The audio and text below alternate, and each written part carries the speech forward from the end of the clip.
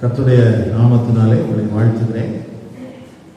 இன்றைக்கும் அப்போஸ்தலர் 13ஆம் அதிகாரம் 13ஆம் வசனத்தில் இருந்து நாம் கர்த்தருடைய வார்த்தைகளை தியானிக்க போகிறோம். ஒரே ஒரு வசனம் தான், சரியா?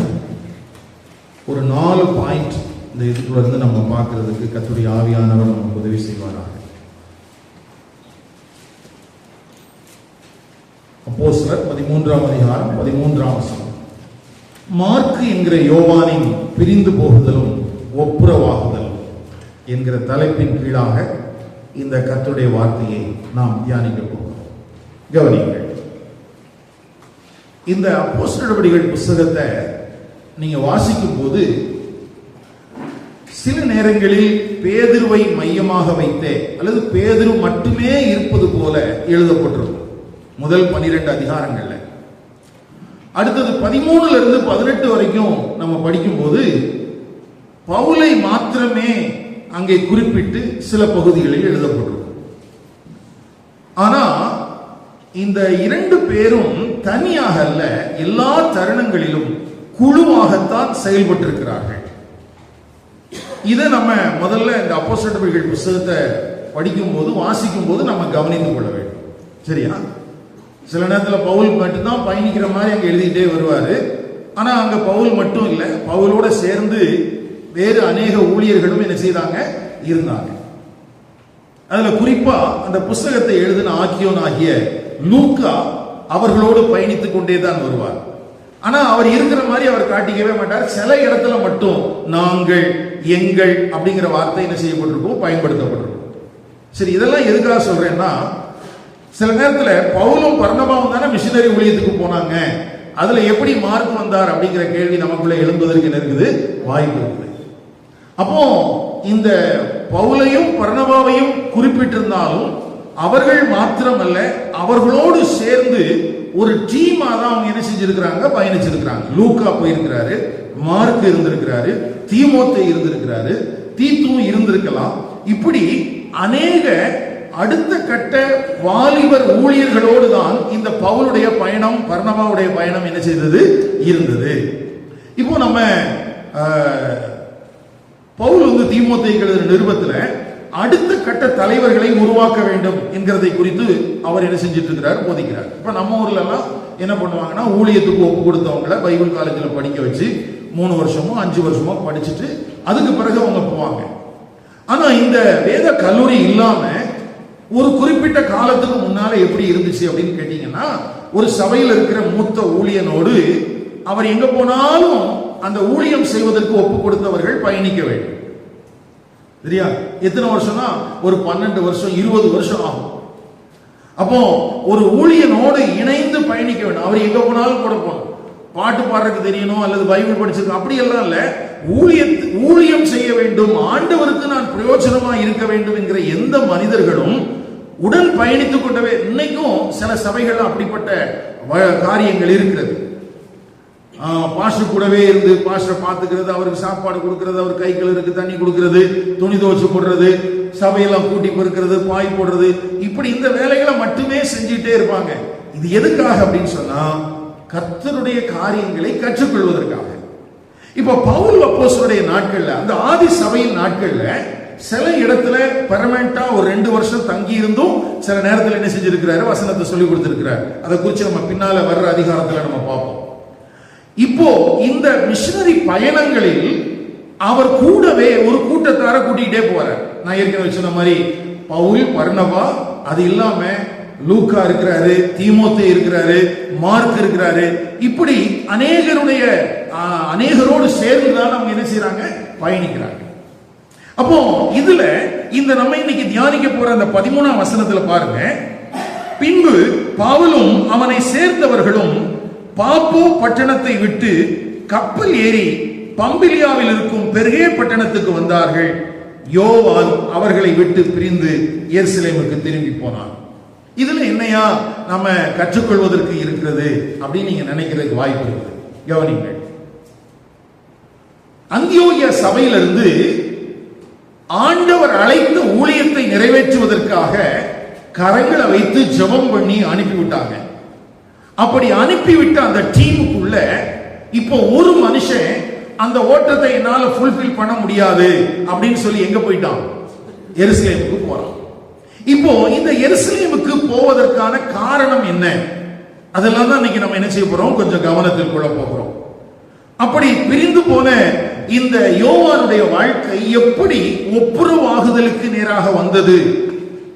அதிலே பவுல் செய்தது சரியா, பர்னபா செய்தது சரியா அப்படிங்கறதெல்லாம் நம்ம இன்னைக்கு என்ன செய்ய போறோம், பார்க்க போறோம். சரி, அப்போ முதல்ல இந்த மிஷனரி பயணம் என்கும் போது அதுல ஒரு குழுவா தான் பயணிச்சாங்க. அதுக்கு ரெண்டு காரணங்கள் இருந்தது.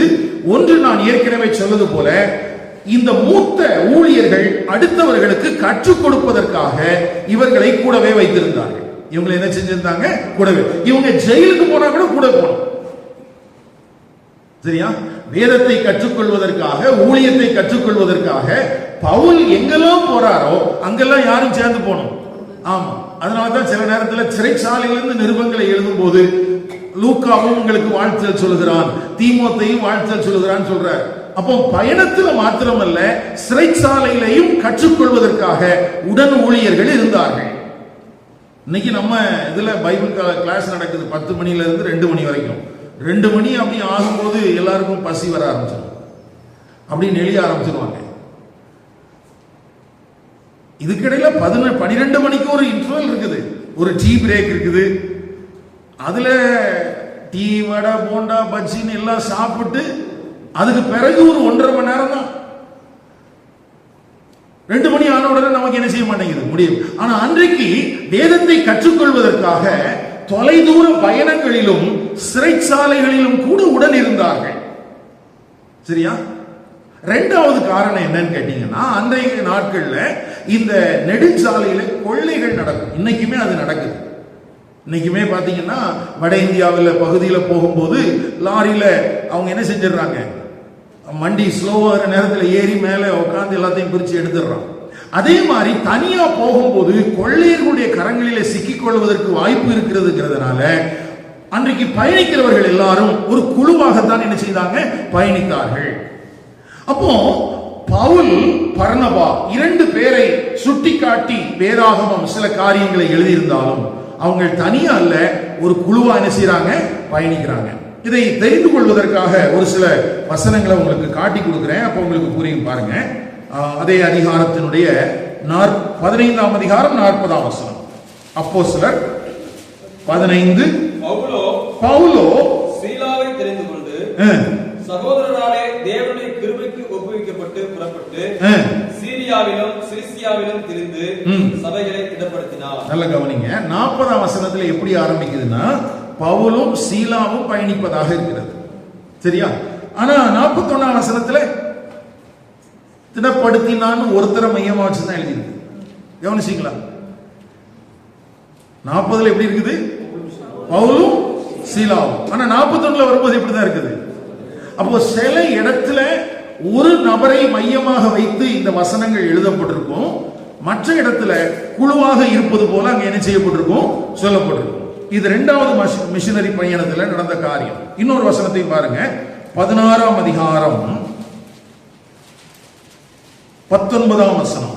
அவருடைய எஜமான்கள் தங்கள் ஆதாயத்தின் நம்பிக்கை அற்று போயிற்று என்று கண்டு அவளையும் சீலாவையும் பிடித்து சந்தைகளில் உள்ள அதிகாரிகளிடத்தில் இழுத்து கொண்டு போனார்கள். இப்ப பாருங்களேன், 15:41 சீரியாவிலும் சிலிசியாவிலும் திரிந்து சபைகளை திடப்படுத்தினான் என்று சீலாவை சொல்லாம சொல்லி இருக்குது. ஆனா சிறைச்சாலைக்கு வரும்போது யார சொல்றாரு, சீலாவையும் சேர்த்து சொல்றாரு. ஓகேவா? அப்போ நம்ம இந்த வசனங்களை படிக்கும் போது சில இடத்துல யாரை முக்கியப்படுத்தி பேச வேண்டுமோ அவர்களை முக்கியப்படுத்தியும், சில நேரங்களிலே அவர்களை அங்க ஒமிஷன் பண்ணியும் எழுதியிருக்கும். ஆனா இவங்க எப்படித்தான் பயணிச்சாங்க, டீமாகத்தான் பயணிச்சாங்க. ஓகேவா? அதே மாதிரி 16ஆம் அதிகாரத்துல 10ஆம் வசனத்துல பாருங்க, அந்த தரிசனத்தை அவன் கண்டபோது அவர்களுக்கு சுவிசேஷத்தை அறிவிக்கும்படி கர்த்தர் எங்களை அழைத்தார் என்று என்ன போட்டிருக்குது, எங்களை. இந்த இடத்துல பவுலோடு பயணித்த பவுல், சீலா, லூக்காவும் இருக்கிறான். அதனாலதான் அவர் என்ன சொல்றாருன்னா, எங்களை. இந்த புஸ்தகத்தை எழுதின ஆக்கியோனும் அதுல இருக்கிறார். ஆனா அவரை எங்கேயுமே அவர் வெளிப்படுத்தவே இல்லை. பாருங்க, எங்கள் அப்படிங்கிற பதம். இன்னொரு இடத்துல 20ஆம் அதிகாரம் 20ஆம் அதிகாரம் 5ஆம் வசனம். இவர்கள் முன்னாக போய் துரோவா பட்டணத்திலே எங்களுக்காக காத்திருந்தார்கள். பேர் சொல்லல, ஆனா மறைமுகமாக இங்க எழுதப்பட்டிருக்கிறது. சரி, எதுக்காக இதை சொல்றேன்னா, பவுல் பர்னபா அல்லது பர்னபா சீலா என்று அவர்கள் பயணித்தாலும் அந்த பயணத்துல உடன் ஒரு குழு என்ன செய்தது இருந்திருக்கிறது. அவங்க மறைவா தான் இருக்கிறாங்க. அப்போ இங்க 2 பேர் பயணம் போறாங்க அப்படின்னு சொல்லி எழுதும் போது 2 பேரை மட்டுமே நம்ம நினைச்சிட்டு இருக்க கூடாது. அவங்க கூட என்ன செய்யறாங்க, ஒரு டீம் இருக்கிறாங்க. அதுல குறிப்பாக லூக்கா கண்டிப்பா இருந்திருக்கிறாரு, அடுத்தது தீமோத்தேயு கண்டிப்பா இருந்திருக்கிறாரு, இன்னும் வேறு சிலர் என்ன செஞ்சிருக்கலாம், ஆங்காங்கே இருந்திருக்கலாம். இப்போ அப்படி டீம்ல போன ஒரு வாலிபன், அவன் தான் மார்க். நம்முடைய சுவிசேஷ புஸ்தகத்துல 2வது நூலாக இருக்கக்கூடிய மார்க்கு அப்படிங்கிற ஒரு புஸ்தகத்தை நம்ம பார்க்கிறோம் இல்லையா, அந்த புஸ்தகத்தை எழுதின அந்த மார்க்கு தான். அவருக்கு ஊழியத்துல தொடர்ந்து ஓட முடியாதபடிக்கு என்ன பிரச்சனைன்னு தெரியல. இப்ப 2வது நம்ம என்ன கவனிக்கிறோம்னா, அவனுக்கு பிரச்சனை என்னையா அப்படின்னு கேட்டா, ஒன்று அதிக தூர பயணமாக இருக்கலாம். என்னவா இருக்கலாம்? அதிக தூரமான பயணம். ஏன்னா ஒரு பகுதியில இருந்து இன்னொரு பகுதி வரைக்கும் இவங்க பாடல போயிட்டே இருக்கிறாங்க. இன்னொன்னு, இவங்களா டிசைட் பண்ண முடியாது. துறைமுகத்தில் எந்த பகுதிக்கு போகிற கப்பல் ஆயத்தமா இருக்கிறதோ அந்த கப்பல்ல தான் இவங்க என்ன செய்ய முடியும். ஆமா, 2000 வருஷத்துக்கு முன்னால டிராவல் எப்படி இருந்திருக்கும் அப்படின்னு சொன்னா, இவங்களா தீர்மானிக்க முடியாது. எந்த ஊருக்கு போறதுக்கு கப்பல் இருக்குதோ அந்த ஊருக்கு போறாங்க. அப்படிதான் இவங்களுடைய பயணங்கள் இருக்குது. அப்போ இந்த வாலிபனான இந்த மார்க்குவுக்கு என்ன பிரச்சனைனா, இந்த அதிக தூர பயணம் ஒரு ப்ராப்ளமா என்ன செஞ்சிருக்கலாம், இருந்திருக்கலாம். அடுத்தது 2வது என்ன பிரச்சனையா இருந்திருக்கலாம்னா, இவங்க போகிற இடத்துல ஜெப ஆலயத்துல எல்லாரும் வரவேற்பெல்லாம் கொடுக்கல. சில நேரத்துல அடிவதெல்லாம் விழுந்துச்சு, சில நேரத்துல என்ன வந்தது, உபத்திரவங்கள் வந்தது, சில நேரத்துல சாப்பாடு கிடைக்காம இருந்திருக்கலாம். அப்ப இந்த 2வது கடின சூழல்களும் ஒரு காரணமா இருந்திருக்கலாம்.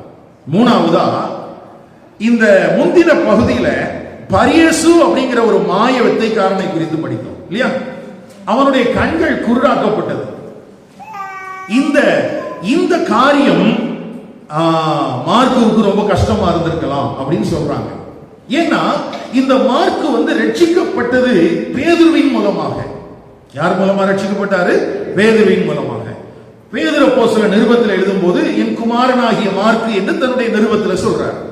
அப்போ பேதுருவின் மூலமாக ரட்சிக்கப்பட்ட இந்த மார்க்கு இப்போ பர்னபாங்கிற சொந்தக்காரர் மூலமா தான் இந்த பயணத்துல வர்றார்.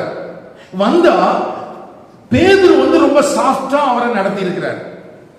ஆனா இந்த மார்க்கு இருக்கிறத குறிச்சுலாம் அவர் யோசிக்கல.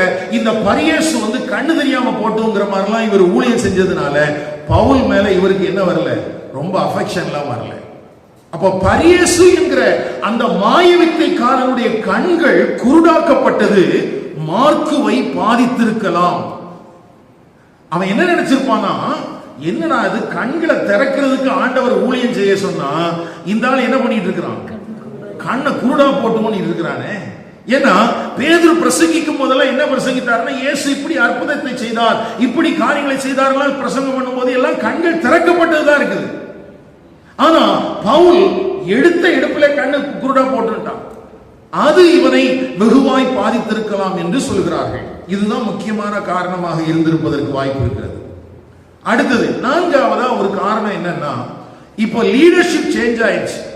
என்ன லீடர்ஷிப் அப்படின்னா, அந்தியோகியா சபையிலிருந்து போகும்போது பர்னபா பவுல் அப்படின்னு இருந்துச்சு.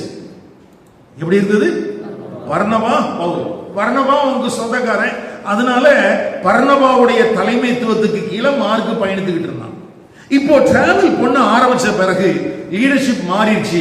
பவுல் பர்னபா என்று மாறிவிட்டது. பவுல் பர்னபா என்று மாறிவிட்டது. இப்போ சொந்தக்காரனுக்கு ஒரு அநீதி நடந்த உடனே இவனால அதை ஏற்றுக்கொள்ள முடியல. இவன் பார்த்தான், நான் எங்க போறேன். அதனாலதான் இப்ப நம்மகிட்ட இருந்து ஊழியத்துக்கு போயிருக்கிற பிள்ளைகள் திரும்பி வருகிற போது ஒவ்வொருத்தரும் ஒவ்வொரு விதமா பேசுறதுக்கு வாய்ப்பு இருக்குது. ஆனா என்ன பொறுத்த வரைக்கும் நான் அவங்க கிட்ட கேட்பேன், நீ எப்படி தொடர்ந்து ஊழியம் செய்றீங்களா இல்ல திரும்பி வர்றீங்களான்னு கேட்டுறது. ஏன்னா அவங்க சொல்றதுக்கு முடியாம அப்படியே மனசுக்குள்ள வச்சுக்கிட்டே இருக்கக்கூடாது இல்லையா.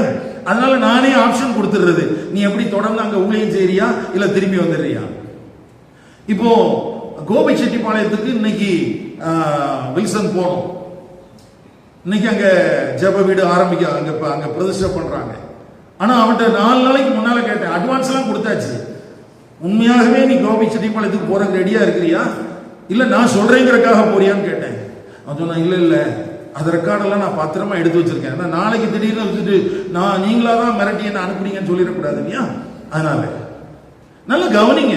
அப்போ ஊழியத்துல போகும்போது ஒரு தீர்மானத்தோட போனாலும் அங்க சந்திக்கக்கூடிய சூழல்கள் நம்மை எங்க கொண்டு வந்துடலாம், திரும்பவும் எருசலேமுக்கு வந்துடலாம்.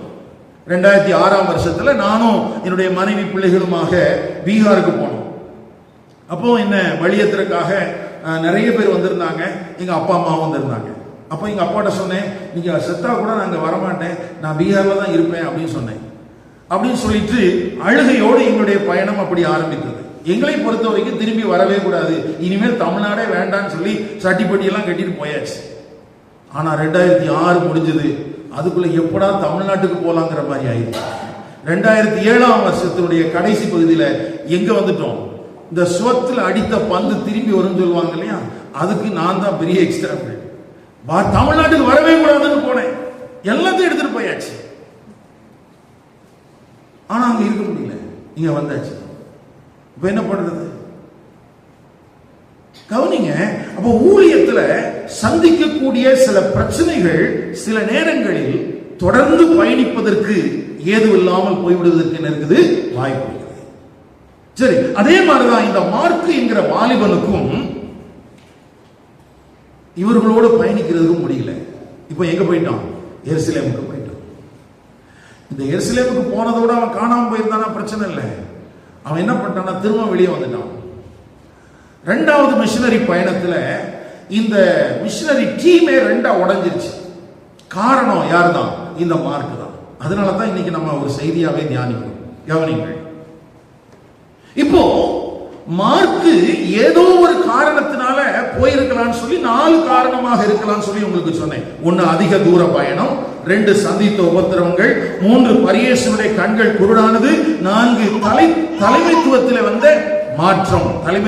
வந்த மாற்றம். இப்போ பிரிஞ்சு எருசலேமுக்கு போயாச்சு. இவங்க மிஷனரி பயணம் எல்லாம் போயிட்டு திரும்பி அந்தியோகியாவுக்கு வராங்க. கவனிங்க. அந்தியோகியாவில் வந்த பிறகு அடுத்த மிஷனரி பயணம் போகலாம் அப்படிங்கிற ஒரு எண்ணம் பவுலுக்குள்ளேயும் பர்னபாவுக்குள்ளேயும் என்ன செய்யுது, வருது.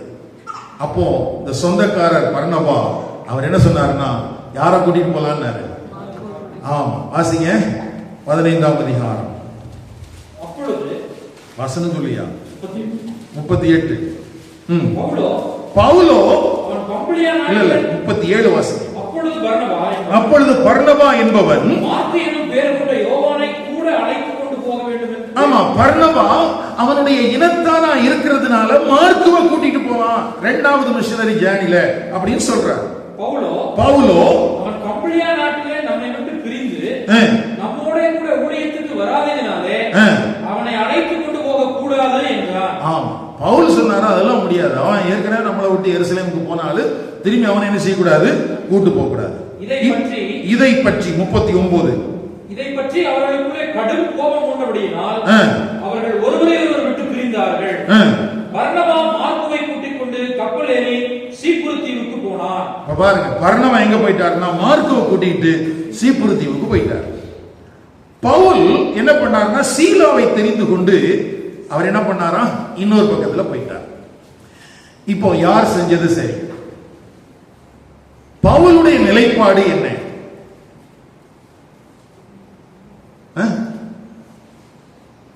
நல்லா கவனிச்சு பாத்தீங்கன்னா பவுலுடைய நிலைப்பாடு தான் சபையின் நிலைப்பாடு. பவுலுடைய நிலைப்பாடு தான் சவுலின் நிலைப்பாடு. இப்போ ஒரு நாள்ல மார்க்கு தப்பு பண்ணிட்டாப்பா, அதுக்காக இப்பவும் சண்டை போடணுமா? பவுல் ஒரு முதிர்ந்த தேவனுடைய ஊழியக்காரன் அல்லவா, அவன் சேர்த்திருக்கலாமே. அப்படிலாம் நம்ம நினைக்கிறது என்ன இருக்குது, வாய்ப்பு இருக்கு. ஆமா, நான் சொல்ற புரியுதா? இது ரொம்ப பிராக்டிகலான லெசன் பாருங்க. விட்டு புரிஞ்சு போயிட்டான், இப்ப திரும்பி வர்றதுக்கு என்னவா இருக்கிறான், ஆயத்தமா இருக்கிறான். இப்ப என்ன பண்ணிக்கலாம், சேர்த்திருக்கலாமே. பவுல் ஏன் சண்டை போட்டாரு அப்படின்னா, இந்த பவுலுடைய அந்த ஸ்தானம், அவன் எடுத்த முடிவு என்பது அதே முடிவை தான் சபை எடுக்கிறது. இந்த சபை எடுக்கிற முடிவை தான் ஆண்டவரும் எடுப்பார். யார் எடுப்பாங்க? ஆண்டவர் எடுப்பார். அதுக்காக தான் அந்த பாடத்தை நம்ம கற்றுக்கொள்ள வேண்டியது அவசியம். இன்றைக்கு நாம் எளிதாக ஒரு பிரச்சனையை அணுகுகிறோம். ஒருத்தர் சண்டை போட்டு போயிட்டாங்க, திரும்ப அவங்கள சேர்த்துக்கிறோம். அன்பா இருக்கணும்னு ஆண்டவர் சொல்லியிருக்காருல, என்ன பண்றது அப்படிங்கிற மாதிரி நம்ம நினைக்கிறோம். ஆனா இந்த இடத்துல பவுலும் சபையும் ஒரு காரியத்தை செய்கிறார்கள். நான் எப்படி சொல்றேன்னா 40ஆம் வசனத்துல பாருங்க, வாசிக்க வேண்டாம். பவுலோ சீலாவை தெரிந்து கொண்டு இருக்கா, அதுக்கப்புறம் என்ன எழுதி பாருங்க, சகோதரராலே. அந்த சகோதரர் அப்படிங்கிறது யாரை குறிக்கிறது? தேவனுடைய சபையை குறிக்கிறது. அந்தியோகியா சபையை குறிக்கிறது. தேவனுடைய கிருபைக்கு ஒப்புவிக்கப்பட்டு புறப்பட்டு. ஓகேவா? இந்த 40ஆம் வசனத்தையும் கொஞ்சம் அப்படியே கவனமா பாருங்க. அடுத்தது இந்த பர்னபா மார்க்குவை எப்படி கூட்டிட்டு போனான்னு பாருங்க. 39ஆம் வசனத்துல பர்னபா மார்க்குவை கூட்டிக் கொண்டு கப்பல் ஏறி சீப்புரு தீவுக்கு போனான். சில நேரத்துல ஆண்டவர் ஒரு சில வார்த்தைகளில் ஒரு வித்தியாசத்தை கொடுத்திருப்பார். இப்ப 2 டீமா பிரிஞ்சிட்டாங்க. 2 பேரும் ஊழியம் செய்யறதுக்கு தான் போறாங்க, 2 பேரும் சுவிசேஷம் அறிவிக்கிறதுக்கு தான் போறாங்க. ஆனா பவுலை என்ன பண்றாங்கன்னா, பவுலையும் அவனோடு இருக்கிற டீமையும் சபை ஆசீர்வதித்து அனுப்புகிறது. எப்படி அனுப்புகிறது? தேவனுடைய கிருபைக்கு ஒப்புவிக்கப்படுகிறார்கள். அப்படின்னா என்ன அர்த்தம்? திரும்பவும் அவங்க உபவாசம் பண்ணி இருந்திருக்கலாம், திரும்பவும் அவர்கள் மேல் கைகளை வைத்து ஜெபம் பண்ணி அனுப்பி இருந்திருக்கலாம். ஏன்னா 13ஆம் அதிகாரத்தில் அப்படிதான் செஞ்சாங்க. ஆனா பர்னபாவுடைய கேஸ் அப்படி இல்லை. பர்னபாவும் மார்க்குவும் அவங்க பாட்டில் கிளம்பி சீப்புரு தீவுக்கு போயிட்டாங்க. அவங்க பாட்டில் என்ன செஞ்சாங்க? சீப்புரு தீவு போயிட்டாங்க. கவனிங்கள் எனக்கு அருமையானவர்களே, இந்த பவுலுடைய நிலைப்பாட்டை சபை ஆதரித்தது. பவுல் செய்ததுதான் சரின்னு சபை சொல்லிச்சு. என்ன பேச மாட்டேங்கிறீங்க? பவுல் கடும் கோபம் கொண்டான், ஆனால் சபை அதை ஏற்றுக்கொண்டது, நியாயமானதுன்னு சொன்னாங்க. என்ன காரணத்தின் அடிப்படையிலே மார்க்கு இவர்களை விட்டு பிரிந்து போனானோ தெரியாது.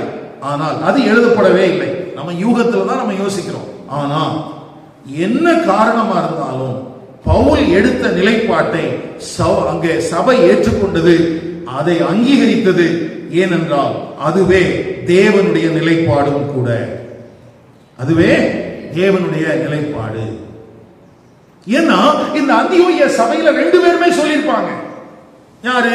பர்னபாவும் சொல்லியிருப்பார், இந்த மாதிரிப்பா மார்க் போயிட்டான், அதுல அண்ணனுக்கு கொஞ்சம் கோபம் அப்படின்னு சொல்லி பவுலை குறிச்சு சொல்லியிருப்பார். அப்ப பவுல் சொல்லியிருப்பார், ஆமா எங்கிட்ட இருந்து இவன் போயிட்டான், எனக்கு அதுல வருத்தம் தான் அப்படின்னு சொல்லி. ஆனா அது ஒரு தீர்வுக்கோ அல்லது எந்த காரியத்துக்கும் கொண்டு வரவே இல்லை. ஏன் தெரியுமா? ஏன் பவுல் ஏற்றுக்கொள்ளல, ஏன் சபை ஏற்றுக்கொள்ளல அப்படின்னு கேட்டா, மார்க்கு தன்னுடைய தவறை ஒத்துக்கொள்ளவே இல்லை. மார்க் என்ன செய்யல? நான் பிரிஞ்சு போனது தப்புதான் அப்படிங்கறத அவன் ஒத்துக்கவே இல்லை. பர்னபா என்ன பண்ணான்னா, என்ன பண்றது, நம்ம சொந்தக்கார பையன் வாலிபனா வர இருக்கிறான் அப்படிங்கிறதுக்காக கூட்டிட்டு போனானே ஒழிய, மார்க்கு என்கிற அந்த யோவான் மனம் திரும்பினதினால் அல்ல. ஆகவே தான் அதை சபை அங்கீகரிக்கவில்லை. சபைக்கு ஒரு பொறுப்பு இருக்குங்க. நல்ல கவனிங்க, சபை அப்படின்னு சொல்லணும் சும்மா நம்ம நினைச்சிடக்கூடாது. சபைக்கு ஒரு பொறுப்பு இருக்கிறது. தேவன் என்ன செய்ய எதிர்பார்க்கிறாரோ அதை சபை நிறைவேற்ற வேண்டும். தேவன் எதை நிறைவேற்ற வேண்டாம் என்று சொல்கிறாரோ அதை சபை என்ன செய்ய வேண்டும்? விட்டுவிட வேண்டும். ரொம்ப கருகலான பகுதி, ஆனால் கவனத்தில் கொள்ள வேண்டிய காரியம். மன்னிப்பு என்பது ஒரு மனிதனை தண்டனையிலிருந்து விடுவிப்பது அல்ல. அங்கே தேவனுடைய அளவற்ற இரக்கம், தேவனுடைய கிருபை வெளிப்படுகிறது. ஆகவே பாவம் செய்துவிட்ட, தவறு செய்துவிட்ட ஒரு மனிதனை வெறுமனே நம்ம ஏற்றுக்கொள்வதல்ல, தேவனுடைய கிருபையையும் தேவனுடைய இரக்கத்தையும் நாம் விருதாவாக்கி விடக்கூடாது. அவனுக்குள்ளே மனம் திரும்புதல் வந்து அவன் குணப்படும் வரைக்கும் அவனை சபை ஏற்றுக்கொள்ளக்கூடாது. அதனால தான் சபையில ஒரு மனுஷன் தப்பு பண்ணிட்டான்னு வச்சுக்கோங்களேன், அவனை என்ன செய்ய சொல்லியிருக்குது அப்படின்னா 3 காரியம் செய்ய சொல்லியிருக்காங்க. ஒண்ணு, அவன் தனியா இருக்கும்போது அவன்கிட்ட போய் சொல்லணும்னு சொல்லியிருக்காங்க. அடுத்தது என்ன செய்ய சொல்லியிருக்குது, 2-3 சகோதரர்களோட போய் அவன்கிட்ட அவன் செஞ்ச தப்ப என்ன செய்யணும், சொல்லணும்னு சொல்லியிருக்கு. இதெல்லாம் எதுக்கு? அவன் செய்த தவறை அவன் உணர்ந்து திரும்ப வர வேண்டும். ஆனா நம்ம இன்னைக்கு என்ன பண்றோம்னு வச்சுக்கலாம், இப்போ ஒரு ஆள் நம்ம சர்ச்சுக்கு வரலன்னு வச்சுக்கோங்களேன், நம்ம என்ன பண்ணுவோம், போன் பண்ணி ஏன் பிரதர் வரல, வாங்க பிரதர். அவர் தப்பே செஞ்சிருந்தா கூட நம்ம என்ன சொல்லுவோம், நம்ம எல்லாம் பர்னபாவோட ஆட்கள் இல்லையா? நம்ம எல்லாம் யாரு, பர்னபா மாதிரி. என்ன பண்றது, நம்ம ஆளாச்சு, வாயா வா, எதுக்கு நீ அப்படி இருக்கிற அப்படின்னு சொல்லிடுவோம். ஆனா தேவன் என்ன நிலைப்பாடு எடுப்பார் என்றால் பவுல்கிட்ட தான் கேட்கணும். நான் சொல்ற புரியுதா? இப்போ ஆண்டவர் என்ன சொல்றாருன்னா, முதல்ல தனியா போய் பேசு, 2-3 பேர் சேர்ந்து போய் பேசு. என்ன பேசணும்னா, அவன் செய்த தவற அவனுக்கு சொல்லி அவனை திருந்த வைங்க. அப்படி அதுலயும் திருந்தல, நான் 3வது சபை நடுவில் அவனை நிற்க வச்சு என்ன செய்யுங்க. இன்னைக்கு அதெல்லாம் செஞ்சோம்னா அவ்வளவுதான், சபை இருக்காது. சரி போட்டோம். ஆனா இப்படி அங்க அங்க பர்பஸ் என்னன்னு கேட்டா, அந்த மனிதன் மனம் திரும்ப வேண்டும், தன்னுடைய தவறை என்ன செய்யணும், உணரணும். ஆண்டவர் தனக்கு காண்பிக்கிற அன்பையும் ஆண்டவர் தனக்கு காண்பிக்கிற கிருபையையும் அவன் உதாசீனம் பண்ணிவிடக் கூடாது என்பதுதான் மிக முக்கியமான காரியம். அப்போ ஒரு மார்க் என்ன பண்ணிருக்கணும்னா, பவுல்டையும் பர்னபாட்டையும் வந்துட்டு, ஐயா ஏதோ ஒரு காரியத்தினால அல்லது இந்த மாதிரி பரியேசுடைய கண்ணு குருடா போனதுனால என்னால கொஞ்சம் ஏத்துக்க முடியல, அதனால நான் என்ன செஞ்சுட்டேன், திரும்பி வந்துட்டேன். ஆனா வந்த பிறகு எனக்கு நான் வந்தது தப்புங்கிறது தெரிஞ்சது, அதனால இப்ப என்ன மன்னிச்சுக்கங்க அப்படின்னு சொல்லி பர்னபாட்டையும் பவுல்டையும் கேட்டிருந்தாங்கன்னா 2 பேரும் என்ன செஞ்சிருப்பாங்க, ஏற்றுக்கொண்டிருப்பாங்க. ஆனா இது நடக்கல. என்ன செய்யல, நடக்கல. வெறுமனே பர்னபாவின் இனத்தான் என்கிற அடிப்படையிலே மட்டுமே 2வது மிஷனரி பயணத்திலே பங்கு பெற்ற மார்க் என்கிற யோவான். ஆனால் வேதம் அதை ஏற்றுக்கொள்ளவில்லை என்பதற்கு அடையாளமாகத்தான் அவர்கள் 2 பேரும் எங்க மிஷனரி ஊழியத்துக்கு போனாங்கிறத குறிச்சோ, அங்கே என்ன மாற்றங்கள் வந்தது என்பதை குறித்தோ எந்த தகவலும் இல்லவே இல்லை. ஆனால் பவுல் செய்த காரியம் சரி என்பதனால் தான் பவுலுடைய மிஷனரி பயணத்தினுடைய எல்லா காரியங்களும் சபையினாலே லூக்காவின் மூலமாக நமக்கு எழுதி தரப்பட்டிருக்கிறது. நான் சொல்ற புரியுதா? அப்ப யார் செஞ்சதை ஆண்டவர் அக்செப்ட் பண்றாரு? ஏன்? ஒரு வசனத்தை வாசிக்கலாம். சங்கீதங்களின் புஸ்தகம் 99, சங்கீதம் 99:8. எங்கள் தேவனாகிய கர்த்தாவே, நீர் அவர்களுக்கு உத்தரவு அருளினீர். அவர்கள் கிரியைகளின் நிமித்தம் நீதி சரிகட்ட போதிலும் அவர்களுக்கு மன்னிக்கிற தேவனாய் இருந்தீர். அந்த வார்த்தையை நல்லா கவனிங்களேன். அவர்களுடைய கிரியைகளுக்கு நீர் பலன் அளித்த போதிலும் அவர்களை மன்னிக்கிற தேவனாக இருந்தீர். அப்படின்னா நாம் செய்த தவறுகளுக்கு ஆண்டவர் நீதி செய்தார், அதை சிட்சித்தார் அல்லது அதை திருத்தினார் அல்லது ஒரு தண்டனையை கொடுத்தார், நம்மை உணர்வடைய செய்தார், அதற்கு பிறகு மன்னித்தார். அதற்கு பிறகு என்ன செஞ்சாரு? மன்னித்தார். அப்போ பவுலுடைய நிலைப்பாட்டை சபை ஏற்றுக்கொண்டதற்கு காரணம் என்னன்னா, அதுதான் தேவனுடைய நிலைப்பாடு. அப்போ ஒரு சபைக்கு தேவனுடைய நிலைப்பாடு தெரிந்திருக்க வேண்டும். தேவனுடைய நிலைப்பாடு என்ன செஞ்சிருக்கணும்? தெரிஞ்சிருக்கணும். ஏன்னா இது தேவனுடைய சபை தானே. இது தேவனுடைய சபையா இல்ல வேற யாருக்காவதா? தேவனுடைய சபை. தேவனுடைய சபை என்றும் இயேசு கிறிஸ்துவின் இரத்தத்தினால் மீட்கப்பட்ட சபை என்றும் பரிசுத்த ஆவியானவரால் கண்காணிக்கப்படுகிற சபை என்றும் சபையை குறித்து வேதம் சொல்கிறது.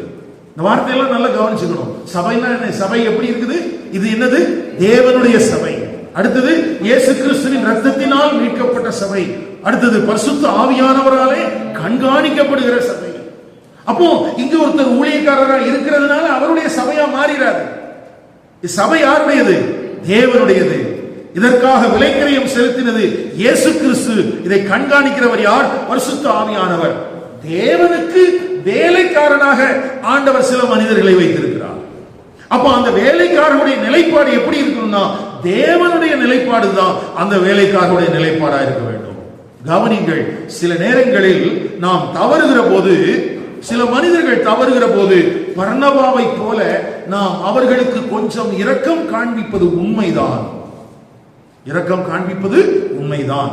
ஆனால் அது தேவனுடைய நிலைப்பாடு அல்ல, அது தேவனுடைய நிலைப்பாடு அல்ல. இன்றைக்கும் கூட சபையின் ஐக்கியத்துக்குள்ள வந்திருக்கிற நம்முடைய வாழ்க்கையில, நம்முடைய உறவுகளிலே விரிசல்கள் இருக்கலாம், பிரச்சனைகள் இருக்கலாம். ஆனால் நாம் சேர்ந்து இருக்கிறோம். எந்த அடிப்படையிலே? உண்மையாகவே மனம் திரும்பி இருக்கிறோமா? உண்மையாகவே நாம் செய்த தவறை ஒத்துக்கொண்டிருக்கிறோமா? இன்னைக்கு நம்ம ஊர்ல பாத்தீங்கன்னா இந்த சாரிங்கிற வார்த்தை ரொம்ப ஈஸியா போயிடுச்சுல. என்ன பண்ணாலும் நம்ம சாரி சாரி பிரதர். நல்லா ஒண்ணு கேளுங்க, இந்த மன்னிப்பு என்பது நான் இனி செய்ய மாட்டேன் என்பதில் தொடங்க வேண்டும். அது ஆண்டவர்கிட்டயா இருந்தாலும் சரி, மனுஷங்கிட்டயா இருந்தாலும் சரி, எப்படி தொடங்கணும்? நான் இனி என்ன செய்ய மாட்டேன், செய்ய மாட்டேன் அப்படின்னா நான் செய்த தவறை உணர்கிறேன். அது கணவனா இருந்தாலும் சரி, மனைவியா இருந்தாலும் சரி, பெற்றோரா இருந்தாலும் சரி, பிள்ளையா இருந்தாலும் சரி, அல்லது ஊழியத்திலையா இருந்தாலும் சரி, தவறு செய்த நபர்கள் பரிசுத்த ஆவியானவராலே உணர்த்துவிக்கப்பட்டு, ஐயோ நான் தப்பு பண்ணிட்டேன், இனி நான் செய்யக்கூடாது என்கிற அடிப்படையிலே நாம் தேவனிடத்திலே மன்னிப்பு கேட்கணும். அந்த அடிப்படையிலே தவறு யாருக்கு செஞ்சோமோ அவங்க கிட்டையும் போய் மன்னிப்பு கேட்கணும். அததான் சகையும் செஞ்சான். இந்த வீட்டுக்கு ரட்சிப்பு வந்தது அப்படின்னு சகையுக்கு ஆண்டவர் சொல்றதுக்கு காரணம் என்ன? அவன் லஞ்சம் வாங்கி நிறைய சேர்த்து வச்சிருந்தான். இப்ப இயேசு திடீர்னு வந்துட்டாரு. இப்ப இயேசு வந்த பிறகு அவனுக்கு ஒண்ணு தெரிஞ்சது, நான் தப்பு பண்ணிட்டேன், நான் அநியாயமா வாங்கிட்டேன். அப்ப இயேசு சொல்றான், நான் 1 மடங்கு இல்லையா, நான் வாங்கினத மட்டும் இல்ல 4 மடங்கு திருப்பி என்ன செஞ்சிடறேன், கொடுத்துறேன் அப்படின்னு சொல்லிட்டு அவன் கொடுக்கறதுக்கு எத்தனிச்சான். அதனாலதான் இயேசு சொன்னாரு, இந்த வீட்டுக்கு ரட்சிப்பு வந்தது. அப்ப மனம் திரும்புதல், மன்னிப்பு என்பது தேவனுடைய பார்வையில் இனி நான் அதை செய்ய மாட்டேன் என்பதில் இருக்கிறது. இப்ப மார்க்குக்கு என்ன மாதிரி மாற்றம் வந்துச்சு? ஒரு மாற்றம் அந்த மாதிரி தெரியல. ஆனா யார் கூட்டிட்டு போயிட்டா? ஆமா, இனத்தான் என்பதினால் அல்லது உறவு என்பதினால் சில நேரங்களில், சில தருணங்களில் மனம் திரும்புதல் இல்லாமலேயே நாம் சகோதரர்களை சகோதரிகளை சேர்த்துக் கொள்கிறோம். ஆனால் அது தேவனால் ஏற்படுத்தப்பட்ட ஒன்று அல்ல, தேவனால் ஏற்படுத்தப்பட்ட ஒன்று அல்ல. யோசிச்சு பாருங்களேன், இந்த பவுல் இந்த ஸ்டாண்டை எடுக்கலன்னு வச்சுக்கங்களேன், அவர் இல்ல அவனை சேர்த்துக்க கூடாது அப்படிங்கிற காரியத்தை அவனுக்கு சொல்லலைன்னா என்ன பண்ணிருப்பாங்க? 3 பேரும் சேர்ந்து பழைய மாதிரியே டிராவல் பண்ணியிருப்பாங்க. ஒரு குறிப்பிட்ட சூழலுக்கு போன உடனே திரும்பவும் இவனுக்கு என்ன பிரச்சனை வந்திருக்கும்? ஆமா, அவன் திரும்பவும் கிளம்பி எங்க போயிருப்பான்? எருசலேம் போயிருப்பான். இன்றைக்கு அநேக நேரத்தில் நாம் திருந்தாமல் இருப்பதற்கு காரணம் யார் தெரியுமா? இந்த அன்பு காட்டுகிறேன் பேர்வழி என்று சொல்கிறவர்கள். நம்முடைய தவறுகளை நமக்கு சுட்டி காட்டுவதே இல்லை. உங்களுடைய நண்பர்கள், உங்களுடைய சகோதரர்கள் நீங்க உண்மையா உங்களை நேசிச்சாங்கன்னா அவங்க என்ன பண்ணணும்? நம்ம செய்யற தப்ப சுட்டி காட்டணும், அல்லது சுட்டி காட்டுகிறவர்களை நமக்கு நண்பர்களாக வைத்திருக்க வேண்டும். நமக்கு எப்பவுமே அதெல்லாம் பிடிக்கிறது இல்லை. நமக்கு எப்படிதான் பிடிக்கும்? நம்ம என்ன செஞ்சாலும் ஆமாஞ்சாமி போடுற ஆட்களை தான் நம்ம கூட வச்சுக்குவோம் இல்லையா? இந்த அரசியல்வாதிகள் தோற்று போவதற்கு காரணம் என்ன தெரியுமா? என்ன காரணம்? இவங்களுக்கு பதவி இல்லாம இருக்கும் போதெல்லாம் நல்லா இருப்பாங்க, மக்களுக்கு நன்மை செய்யணும் அப்படிலாம் எண்ணத்துல இருப்பாங்க. இப்ப பதவி வந்த உடனே இந்த ஜால்ரா போடுற கூட்டம் ஒண்ணு அவனை சுத்திடும். அதுக்கு பிறகு ஜனங்கள் என்ன நிலைமையில இருக்கிறாங்கிற விஷயமே யாருக்கு போகாது? ஆட்சியாளனுக்கு போகாது. இன்னைக்கு நமக்கும் அதுதான். நம்முடைய வாழ்க்கையில கஷ்டங்கள் வரும்போது, பிரச்சனைகள் வரும்போது உண்மையாய் நேசிக்கிற மனிதர்கள் நம்மோடு இருப்பார்களானால் நம்மை இடித்து வைத்து, நம்மை கடிந்து கொண்டு, நம்மை சரியான மனம் திரும்புதலுக்கு ஏதுவாக நடத்துவார்கள். அப்படி நடக்கும் போதுதான் நாம் தேவனுக்கு ஆசீர்வாதமான பாத்திரமாக மாற முடியும். அப்படி இல்லை, சும்மா பர்னபா மாதிரி நம்ம சேர்த்துக்கிட்டோம்னு வச்சுக்கோங்களேன், அந்த நேரத்தில் கம்ஃபர்ட்டா இருக்கிற மாதிரி இருக்கும். ஆனா அது நம்மை மனம் திரும்புதலுக்கு நேராக கொண்டு போகவே போகாது. ஆகவே இங்கே பவுலுடைய நிலைப்பாடு தான் சபையினுடைய நிலைப்பாடு, சபையினுடைய நிலைப்பாடு தான் தேவனுடைய நிலைப்பாடு. அப்ப பர்னபாவுடைய நிலைப்பாடு என்ன? அவன் பார்த்தான், இல்லப்பா ஆண்டவர் வந்து அன்பை குறிச்சு தானே பேசியிருக்கிறாரு, இந்த ஆள் என்ன பரியேசு கண்டதை மூடுறாரு, மார்க்கையும் சேர்த்துக்க மாட்டேங்கிறார், என்ன இவர் போய் ஊழியம் செய்ய போறாருன்னு சொல்லி கூட கூட்டிகிட்டே போனார். இப்ப 2 பேரும் சேர்ந்து தனியா ஒரு ட்ரஸ்ட் ஒன்று பதிவு பண்ணிட்டாங்க. சரியா? இப்போதைக்கு வில்சன் வந்து போறான், நான் பெத்தேல் குட்டிஷ் மிஷன் ஊழியத்துக்கு பேர்ல தான் நான் போறேன் அப்படிங்கிறான். இனி கல்யாணம் ஆன பிறகு மாமனார் சொல்வார், இப்படிலாம் இருந்தா பத்தாது, நீ ஒரு ட்ரஸ்ட் ஒன்று ஆரம்பி, நான் பணம் தரேன் அப்படின்னு சொல்லிட்டு அவர் கொடுப்பாரு. இப்ப பர்னபாவும் மார்க்கும் சேர்ந்து என்ன பண்ணிடாச்சு, தனி ஒரு மிஷனரி ஊழியம் ஆரம்பிச்சாச்சு. யோசிச்சு பாருங்க, நீங்க இந்த 28 அதிகாரத்துக்குள்ள எங்கேயுமே பர்னபாவும் மார்க்கும் போய் சபையை ஸ்தாபித்தார்கள் என்று எந்த இடத்திலும் இல்லை. இதில் பெரிய வேதனைக்குரிய ஒரு காரியம் என்ன தெரியுமா? தள்ளுபடி ஆகமங்கள் அப்படின்னு சில புஸ்தகங்கள் இருக்கு புதிய ஏற்பாட்டில், அதுல பர்னபாவின் நிருபமும் தள்ளுபடி ஆகமத்தில் இருக்குது. ஒரு மிகப்பெரிய தேவனுடைய மனுஷன், அவன் லேவியன், தன்னுடைய ஆஸ்திகள் எல்லாவற்றையும் விற்று அவன் அப்போஸ்தலனுடைய பாதத்தில் வச்சுட்டு ஊழியத்துக்கு வந்தவன். அவனுடைய தொடக்கம் ரொம்ப அருமையா இருந்துச்சு. அதை பார்த்துதான் அனனியா சப்பீராவுக்கு காணிக்கை கொடுக்கணுங்கிற எண்ணமே வந்துச்சு. அந்த அளவுக்கு விலைக்கிரயமான ஒரு தேவனுடைய அன்பை காண்பித்தவன். ஆனா இந்த இடத்துல அவன் செஞ்ச ஊழியத்தின் விளைவாக யார் சபைக்குள்ளே வந்தார்கள் என்றோ, என்ன விளைதல், என்ன விளைவுகள், என்ன மாற்றங்கள் வந்தது என்றோ எந்த காரியங்கள், ஏன் அவங்க செஞ்ச தியாகங்கள் கூட எழுதப்படவில்லை. போனாங்க, சுவிசேஷம் அறிவிக்க போனாங்க, அங்க யாராவது பிடிச்சு அடிச்சாங்க அல்லது ஜெயில போட்டாங்க, அந்த தகவல் கூட இல்லை. காரணம் என்ன? ஆனா மிஷனரி பயணம். எனக்கு அருமையான கர்த்தருடைய பிள்ளைகளை கொஞ்சம் கவனியுங்கள். கர்த்தருடைய காரியங்களுக்காக போனாலும் கூட அதற்கு தேவனுடைய பிரமாணங்கள் இருக்கிறது. இன்றைக்கு நீங்கள் குழுவாக கலந்துரையாடல் பண்ணும்போது நீங்க ஒரு விதி படிச்சீங்க இல்லையா? விதிகள் இருக்கிறது, குறிக்கோள் இருக்கிறது, விதிகள் இருக்கிறது, அதை கற்றுக் கொடுக்கிறவர்கள் இருக்கிறார்கள். இந்த விதிகள் இல்லாத கிறிஸ்தவம் என்பது ஆபத்தானது.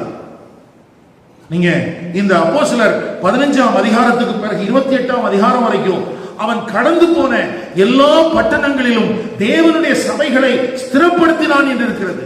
சிறைச்சாலையில் போடப்பட்டான் என்று இருக்கிறது. சிறைச்சாலை அஸ்திபாரங்கள் அசைந்தது என்று இருக்கிறது.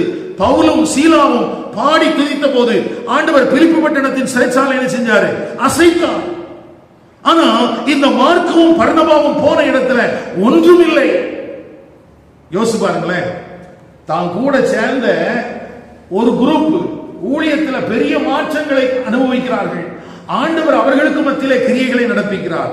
ஆனால் பர்னபாவும் இந்த மார்க்கும் ஆரம்பித்த ஊழியத்தில் எந்த காரியங்களும் இல்லை. இப்ப அவங்க யோசிப்பாங்களா இல்லையா? யோசிப்பாங்களா இல்லையா? நான் சொல்றவங்களுக்கு புரியுதா? என்னடா அது, அவங்க எங்க போனாலும் பிரச்சனையும் வருது, ஆனா ஆத்துமாக்களும் சந்திக்கப்படுது. ஆனா நம்ம போற இடத்துல என்ன நினைக்க மாட்டேங்குது? இவங்க போனதும் ஒரு புது இடத்துக்கு இல்ல, சீப்புரு தீவுக்கு தான் போறாங்க. சீப்புரு தீவு ஏற்கனவே பர்னபாவுடைய சொந்த ஊரு தான். அப்ப பர்னபாவுடைய சொந்த ஊர்ல தான் போய் ஊழியம் செய்ய போனாங்களே ஒழிய புற தேசங்களுக்கும் இவங்க புறப்பட்டு போகல. ஆனா சீப்புரு தீவுல கூட ஒரு பெரிய இம்பாக்ட இவங்களால கொடுக்க முடிஞ்சுதா அப்படிங்கிறதுக்கு எந்த தகவல்களுமே நமக்கு இல்லை. எனக்கு அருமையான கர்த்தருடைய பரிசுத்தவான்களே, அப்போ இந்த கனியற்ற நிலைமைதான் யாரை யோசிக்க வச்சிருக்கோம்? பர்னபாவையும் மார்க்கையும் யோசிக்க வச்சிருக்கோம். ஏன்னா இந்த 2 பேரை குறித்தும் இந்த மார்க்குவை குறித்து சில வார்த்தைகள் எழுதியிருக்கிறார். பாருங்களேன், வாசிக்கலாம். கொலோசியர் 4ஆம் அதிகாரம் 10ஆம் வசனம். என்னோட கூட காவலில் இருக்கிற அரிஸ்தர்க்கு உங்களுக்கு வாழ்த்துதல் சொல்லுகிறான். பர்னபாவுக்கு இனத்தானாகிய மார்க்கும் வாழ்த்துதல் சொல்லுகிறான். நல்ல கவனிங்க. இப்போ இந்த நிருபத்தை இவர் சிறைச்சாலையில் இருந்து எழுதுறார். சரியா? இது எப்ப எந்த ஆண்டுல நடந்துச்சுன்னா 60வது வருஷத்துல நடந்துச்சு. இந்த மார்க்குவை குறிச்சு எழுதுறார். ஆனா அவங்க அந்த பிரிவு நடந்துச்சு இல்லையா? அது எப்ப நடந்துச்சு அப்படின்னா 49வது வருஷத்துல நடந்துச்சு. இப்படி வச்சுங்க. 50ஆம் வருஷத்துல நடந்துச்சு பிரிவு. எப்ப நடந்துச்சு? 50ஆம் வருஷம். இவன் பிரியமானவனாகிய இந்த மார்க்கும் வாழ்த்தல் சொல்கிறான்னு சொன்னது எப்போ? 60ஆம் வருஷம். இப்ப இதுக்கு நடுவில் எத்தனை வருஷம் இருக்கு? 10 வருஷம். இந்த 10 வருஷ கேப்புக்குள்ள மார்க்குவினுடைய வாழ்க்கையில் ஒரு உடைக்கப்படுதல் நடந்தது. எத்தனை வருஷத்துக்கு பிறகு? 10 வருஷத்துக்கு பிறகு. அதுக்கு காரணம் என்னன்னா, பவுல் அவன் மனம் திரும்பாமல் அவனை ஏற்றுக்கொள்வதற்கு ஆயத்தமாக இல்லை. எப்படி ஏற்றுக்கொள்வதற்கு ஆயத்தம் அல்ல? நீங்க ஆண்டவருக்கு பிரயோஜனமா இருக்கணும்னா ஒரு ஸ்ட்ரிக்டான ஆபீசருக்கு கீழே இருக்கணும். நம்ம ஒண்ணுக்கு ஆகாம போகணும்னா தடவி கொடுக்கிற ஆட்களை பக்கத்தில் வச்சுக்கணும். 10 வருஷம் ஆனாலும் பவுலுடைய நிலைப்பாடு, சபையினுடைய நிலைப்பாடு சரியாக இருந்ததுனாலே மார்க்கு இப்பொழுது அவனுக்குள்ள மாற்றங்கள் வர ஆரம்பிச்சிருச்சு. இப்போ ஜெயில யாரும் இருக்கலாம். பிரிஞ்சவங்க எல்லா நேரத்திலும் பிரியல, பிரிஞ்சவங்க சேர்ந்தாங்க. அதனாலதான் தலைப்பு இருக்குது, மார்க்கு என்கிற யோவானுடைய பிரிந்து போகுதலும் ஒப்புரவாகுதலும்.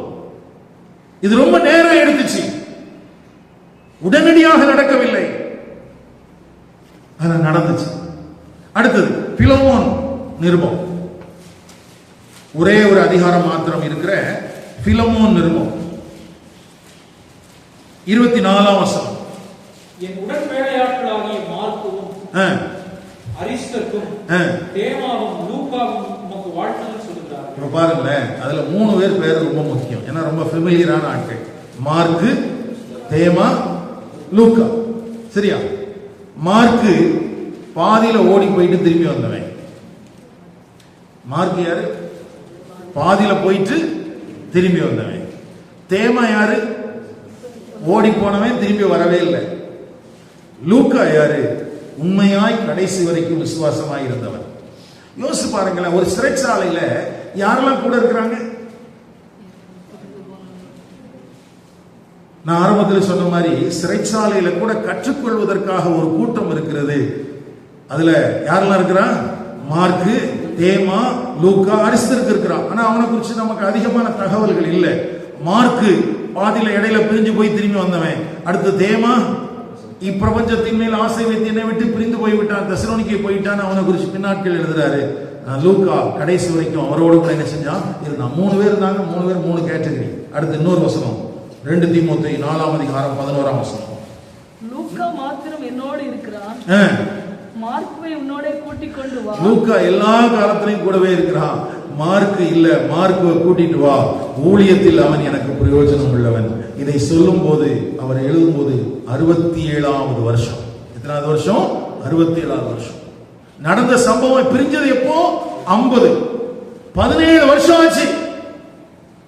10 வருஷம் 17 வருஷம்.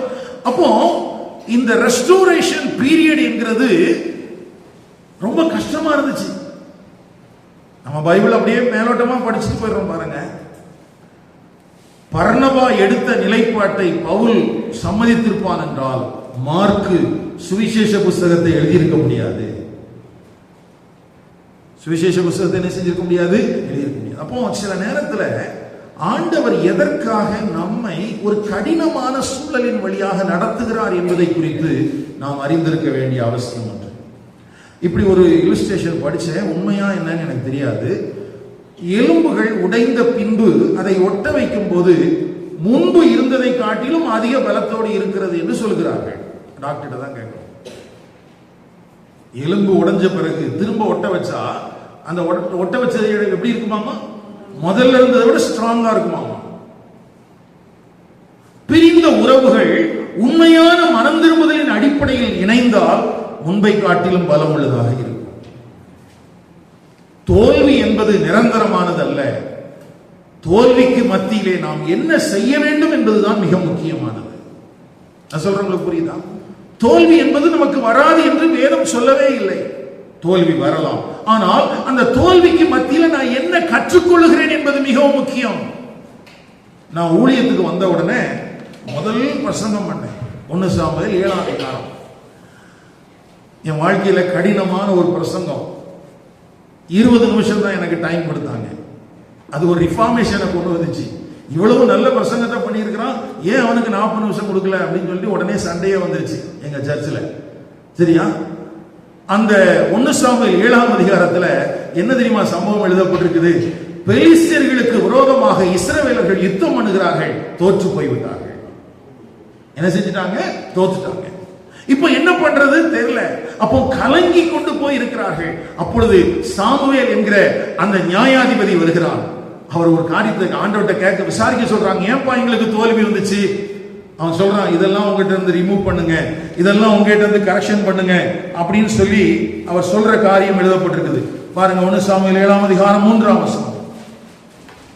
அப்பொழுது சாமுவேல் இஸ்ரவேல் குடும்பத்தார் யாவரையும் நோக்கி, நீங்கள் உங்கள் முழு இதயத்தோடும் கர்த்தரிடத்தில் திரும்புகிறவர்களானால் அந்நிய தேவர்களையும் அஸ்தரோத்தையும் உங்கள் நடுவிலிருந்து விலக்கி உங்கள் இருதயத்தை கர்த்தருக்கு நேராக்கி அவர் ஒருவருக்கே ஆராதனை செய்யுங்கள். அப்பொழுது அவர் உங்களை பெலிஸ்தருடைய கைக்கு நீங்களாக்கி விடுவார். பெலிஸ்தியர்களுக்கு முன்பதாக தோற்று போய் புலம்பிக் கொண்டிருக்கிறார்கள், என்ன செய்யறதுன்னு தெரியல. இப்போ சாமுவேல் என்ன சொல்றாருன்னா, உங்களுடைய இருதயத்தெல்லாம் சுத்தப்படுத்துங்க, உங்களுடைய விக்கிரக ஆராதனைகளை எல்லாம் சரி பண்ணுங்க, அப்போ ஆண்டவர் உங்களுக்கு ஜெயத்தை கொடுக்க முடியும் அப்படின்னு சொல்லி. அதுக்கு பிறகு நடந்த இடத்துல பாத்தீங்கன்னா அவங்க பாகால் அஸ்தரோத் எல்லாத்தையும் விலக்கி எல்லாத்தையும் சுத்தம் பண்றாங்க. அப்படி சுத்தம் பண்ணி தேவன் பட்சமாய் வந்ததின் விளைவாகத்தான் ஆண்டவர் ஒரு பெரிய ஜெயத்தை கொடுத்தார். அங்கேதான் எபினேசர் என்று பெயரிடப்படுகிறது. எபினேசர் என்ன செய்யப்படுகிறது? இம்மட்டும் கர்த்தர் எங்களுக்கு உதவி செய்கிறார். அருமையான கர்த்தருடைய பரிசுத்தவான்களே, தோல்விக்கு மத்தியிலே நாம் என்ன செய்ய வேண்டும் என்று வேதம் திட்டமாக நமக்கு போதிக்கிறது. உங்கள் வாழ்க்கையில் நீங்கள் தேவனோடு ஒப்புரவாக வேண்டுமானால் என்ன செய்ய வேண்டும்? நீங்கள் தேவனுடைய மனிதர்களோடு ஒப்புரவாக வேண்டுமானால் என்ன செய்ய வேண்டும்? வேதம் காட்டி கொடுக்கிறது.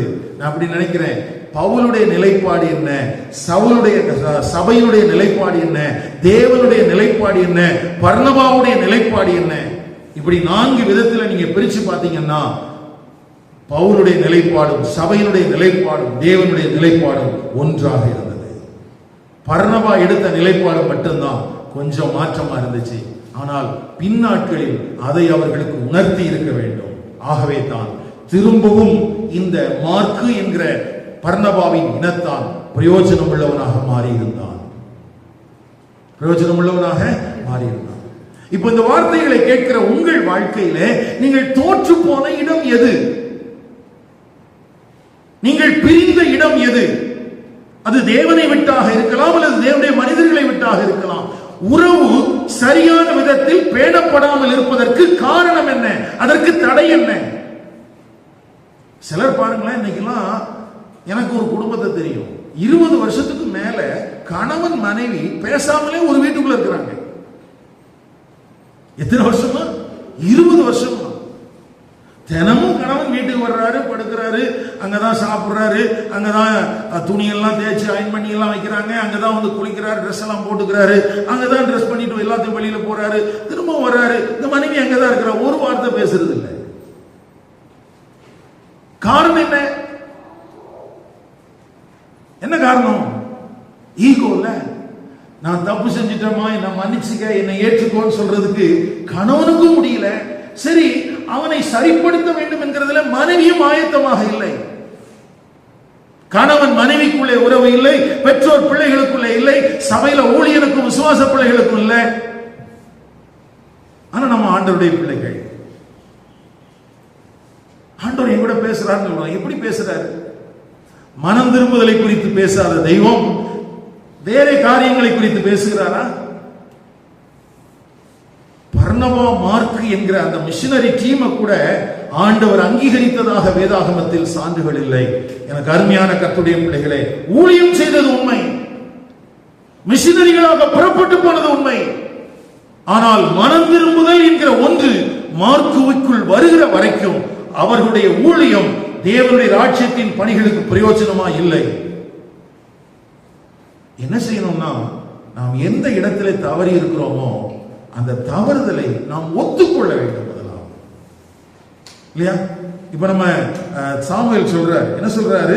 நீங்கள் உங்கள் முழு இருதயத்தோடும் கர்த்தரிடத்தில் திரும்புகிறவர்கள் ஆனால் என்ன செய்யணும்? அந்நிய தேவர்களையும் அஸ்தரோத்தையும் உங்கள் நடுவிலிருந்து விலக்கி உங்கள் இருதயத்தை கர்த்தருக்கு நேராக்கி அவர் ஒருவருக்கு ஆராதனை செய்யுங்கள் அப்படின்னு சொல்றார். உடனே ஜனங்கள்லாம் சேர்ந்து, நாங்கெல்லாம் இஸ்ரவேல் ஜனங்கள் தெரியுமா, எங்ககிட்ட எப்படி பாகால் வந்துச்சு, எங்ககிட்ட எப்படி அஸ்தரோத்து வந்துச்சுன்னு ஆர்கியூ பண்ணியிருந்தாங்கன்னா இங்க ஒண்ணும் நடந்திருக்காது. எபினேசருக்கு ஒண்ணும் இல்லாம போயிருக்கும். நம்ம பாட்டு பாடும்போது சொல்றோம், எபினேசர் நீர்தானையா இதுவரை நடத்தி நீரே, இல்லையா? இந்த எபினேசர் நம்முடைய வாழ்க்கையில நடக்க வேண்டும் என்றால் நாம் தோல்வி அடைந்த பகுதிகளை கண்டுபிடித்து அதிலிருந்து தேவன் பட்சமாய் திரும்ப வேண்டும். விலக்க வேண்டிய காரியங்களை விலக்க வேண்டும். தேவனுக்கு பட்சமாய் திரும்பும் போது, இப்ப 4ஆம் வசனத்தில் எப்படி எழுதியிருக்கிறது? அப்பொழுது இஸ்ரவேல் புத்திரர் பாகால்களையும் அஸ்தரோத்தையும் விலக்கிவிட்டு கர்த்தர் ஒருவருக்கே ஆராதனை செய்தார்கள். அதை செஞ்ச உடனே அடுத்தது சாமுவேல் சொல்றாரு, நான் உங்களுக்காக கர்த்தரிடத்தில் மன்றாடுகிறேன், இஸ்ரவேல் எல்லாரையும் மிஸ்பாவிலே கூட்டுங்கள். இன்னைக்கு இருக்கிற சாமுவேலா தான் என்ன சொல்லியிருப்பாரு? நீங்கள் ஒன்றும் செய்ய வேண்டாம், நான் உங்களுக்காக என்ன செய்கிறேன்? ஜெபம் பண்ண போகிறேன். வேதத்துக்கு திரும்புங்கள் அருமையானவர்களே, வேதத்துக்கு திரும்புங்கள். வேதம் இப்படித்தான் அடையாளம் காட்டுகிறது. முதலாவது உங்கள் வழிகளை செவைப்படுத்துங்கள். செவைப்படுத்திட்டு வந்த பிறகு சாமுவேல், சரி வாங்க இனி உங்களுக்கான என்ன செய்றேன்? ஜெபம் பண்றேன். உடனே என்ன பண்ணாங்க? 6ஆம் வசனத்துல, அவர்கள் அப்படியே மிஸ்பாவிலே கூடி வந்து தண்ணீர் கொண்டு கர்த்தருடைய சந்நிதியில் ஊற்றி அன்றைய தினம் உபவாசம் பண்ணி கர்த்தருக்கு விரோதமாய் பாவம் செய்தோம் என்று அங்கே சொன்னார்கள். அப்போ இந்த ஜெயம் என்பது ஸ்டெப் பை ஸ்டெப்பா தான் இருக்குது. கர்த்தருடைய வழியில் திரும்பி வருவது என்பது உடனடியான நிகழ்வாக அல்ல. ஒரு உண்மையான மனம் திரும்புதல், ஒரு மாற்றம் மனிதனுக்குள்ளே உண்டாக வேண்டும் என்று தேவன் எதிர்பார்க்கிறார். அது மார்க்குவினுடைய வாழ்க்கையில் நடக்கிறதுக்கு குறைந்தபட்சம் 10 ஆண்டுகள் ஆகிவிட்டது. காலதாமதம் ஆனாலும் என்ன, தோல்வியிலிருந்து கற்றுக்கொண்டால் தேவனுடைய உதவியுடன் நாமும் திரும்பவும் வெற்றி பெற முடியும். விசுவாசிக்கிறீங்களா? ஆனா நான் தோல்வி அடையவே இல்லை அப்படிங்கிற மனநிலைமையில இருந்தா என்ன பண்ண முடியும்? சொல்லுங்க, என்ன செய்ய முடியும்? ஒன்றும் செய்ய முடியாது இல்லையா? யாருக்கெல்லாம் உங்களுக்கெல்லாம் அப்படி தோணுது, நாங்க தப்பு பண்ணிட்டோம் ஐயா, கொஞ்சம் எங்களை திருத்த வேண்டிய காரியங்கள் இருக்குது,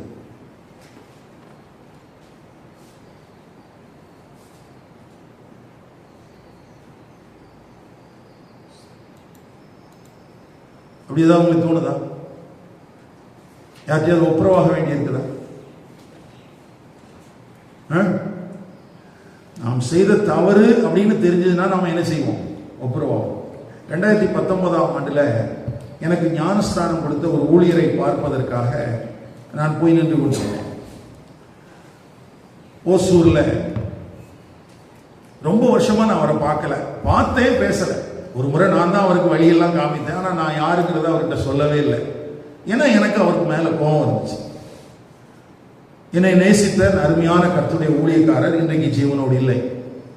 அப்போ 2019ஆம் வருஷத்துல தமிழ்நாட்டில் இருக்கிற ஒரு 50 ஊழியர்கள் மாத்திரம் கூடியிருந்த இடத்துல அவரும் இருக்கிறாரு, நானும் இருக்கிறேன். அது ஒரு தேவன் எனக்கு ஏற்படுத்தி கொடுத்த நல்ல வாய்ப்பு என்று நினைக்கிறேன். அப்ப நான் சொல்லிட்டேன், இந்த மாதிரி சாமுவேல் உங்களை பார்க்கறதுக்கு வந்திருக்கிறேன் அப்படின்னு சொல்லிட்டேன். அவருக்கு என்ன பார்க்கறதுக்கு முடியலையா, விருப்பம் இல்லையான்னு எனக்கு தெரியல, வரவே இல்லை. எனக்கு அடுத்த செஷன் பிரேயர் தொடங்கிருச்சு. ஆனா அவர் தான் பிரசங்கம் பண்ணணும், வரல, வெளியில வர மாட்டேங்கிற ரூம்ல இருந்து. அப்போ அங்க இருக்கிற ஒரு சகோதரன் கேட்டாரு, அண்ணா விட்டுருங்க, பரவ பார்த்துக்கலாம் அப்படின்னாரு. ஆனா நான் முடிவு பண்ணேன், இல்லை இன்னைக்கு இவரை கண்டிப்பா பார்த்து தான் ஆகிறதுன்னு முடிவு பண்ணேன். அங்கேயே உட்கார்ந்துருந்தேன், அந்த வர ரிசப்ஷன்ல உட்கார்ந்துருந்தேன். ரொம்ப நேரம் ஆச்சு, வெளியில வந்தார். அப்ப நான் சொன்னேன், 2019ஆம் ஆண்டில் சந்திக்கும் போது கிட்டத்தட்ட 1993ஆம் வருடத்தில் இருந்து அந்த 2019 வரைக்கும் நடந்த சம்பவங்களை ஷார்ட்டா ஒரு 5 மினிட்ஸ்ல அவர்கிட்ட எக்ஸ்பிளைன் பண்ணேன். இதனால எனக்கு உங்க மேல வருத்தம் இருக்குது, ஆனா ஆண்டவர் எனக்கு சொன்னாரு உங்களை பார்க்க சொல்லி நான் வந்திருக்கிறேன் அப்படின்னு சொல்லி முழங்கால், அவர் பதில் சொல்றதுக்குலாம் நான் எதிர்பார்க்கவே இல்லை. நான் முழங்கால் போட்டேன், ஜெபம் பண்ணாரு. 2 பேரும் சேர்ந்து அவர் பிரசங்கத்துக்கு வர்றாரு, நான் கேட்கறதுக்கு உட்கார்றதுக்கு போறேன். ஆனால் ஒரு பெரிய ஷாக் என்ன தெரியுமா? அந்த ஆண்டிலேயே அதுக்கு பிறகு ஒரு 6 மாதத்திற்குள்ளாகவே அவர் மரித்து விட்டார். ஆனா அதுக்கு பிறகுதான் நான் யோசித்து பார்க்கிறேன், ஒரு சின்ன விஷயத்துல கூட நாம் ஒப்புரவாக வேண்டிய காரியத்தை, அவசியத்தை ஆண்டவர் எவ்வளவு கடுமையாக நம்மிடத்தில் ஆண்டவர் சொல்கிறார். அந்த ஒப்புரவாகுதல் என்பது எளிதாக நடக்கல. எனக்கு ஒருவேளை கோவம் வந்து நம்ம போலாம் அப்படின்னு போறாங்க போயிருந்திருக்கலாம். ஆனா 6 மாசத்துக்கு பிறகு நான் அவரை பார்த்திருக்கிறதுக்கு வாய்ப்பு இல்லை, ஒப்புரவாகுவதற்கு வாய்ப்பு இல்லை. எனக்கு அருமையான கர்த்தருடைய பரிசுத்தவான்களே, உங்களுடைய வாழ்க்கையில உங்களுக்கு தீமை செய்ததா இருக்கலாம், அல்லது ஒரு மிஸ் அண்டர்ஸ்டாண்டிங்கா இருக்கலாம். ஆனால் உறவை பேணுவதற்கு நீங்கள் ஏதாயிலும் செய்திருக்கிறீர்களா? உங்கள் தோல்வியை உங்களால் ஒத்துக்கொள்ள முடிகிறதா? இப்போ ஸ்போர்ட்ஸ் மேன்லாம் இருக்கிறாங்க, அவங்க என்ன செய்யறாங்க?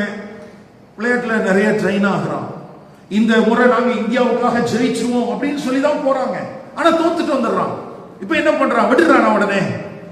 இல்ல, அந்த தோல்விக்கான காரணங்களை உட்கார்ந்து அவன் தன்னையே நிதானித்து பார்க்கிறான். எதுலெல்லாம் நான் தப்பு பண்ணியிருக்கிறேங்கிறத தெரிஞ்சுக்கிட்டு கரெக்ஷன் பண்ணிட்டு அடுத்த முறை வெற்றி பெறுவதற்கு அவன் ரொம்ப கவனமான காரியங்களை செய்கிறான். ஒரு உலக பிரகாரமான மனிதர்களே அதை செய்வார்கள் என்றால் நாம் ஏன் அதை செய்யக்கூடாது? எழுப்பி நிற்கலாமா?